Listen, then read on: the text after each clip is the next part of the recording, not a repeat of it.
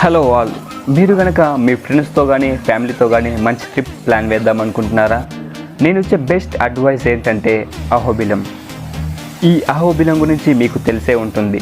మన నరసింహస్వామి ప్రహ్లాదుడిని కాపాడడానికి ఉగ్రస్తంభం చీల్చుకొని పుట్టిన ప్రదేశం ఇది.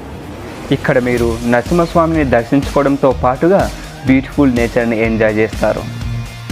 లాస్ట్ వీక్ నేను కూడా ఇక్కడికి వచ్చాను, నాతో పాటు చాలామంది వచ్చారు. ఈ బ్యూటిఫుల్ నేచర్ని చాలా ఎంజాయ్ చేశారు.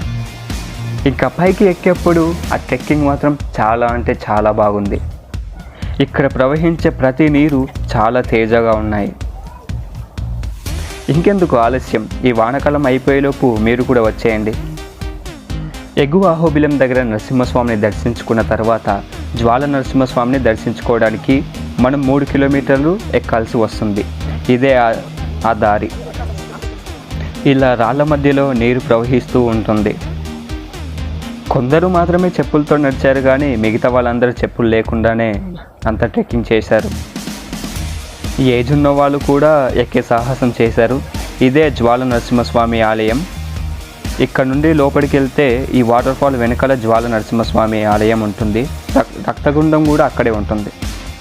ఆ తర్వాత పైకి ఉగ్రస్తంభం దగ్గరికి ఎక్కడానికి ఈ ట్రెక్కింగ్ చేశాము. చూడండి ఎలా ఉందో. ఇలా తాళ్ళు పట్టుకొని అందరు ఎక్కుతుంటారు, దిగుతుంటారు. ఒక్కసారి పైకి ఎక్కాక కిందకి చూస్తే అన్ని లోయలే. మనం ఇంత దూరం ఎక్కామా అనే ఫీలింగ్ వచ్చేస్తుంది మనకి. ఇదే ఉగ్రస్తంభం, ఇక్కడే నరసింహస్వామి వెలిచారని. ఉగ్రస్తంభం దగ్గరికి ఎక్కి దిగడానికి 2:30 నుండి 3 గంటల సమయం అయితే పడుతుంది. మీకు ఈ వీడియో నచ్చితే సబ్స్క్రైబ్ చేయండి. ఉంటానండి, బాయ్.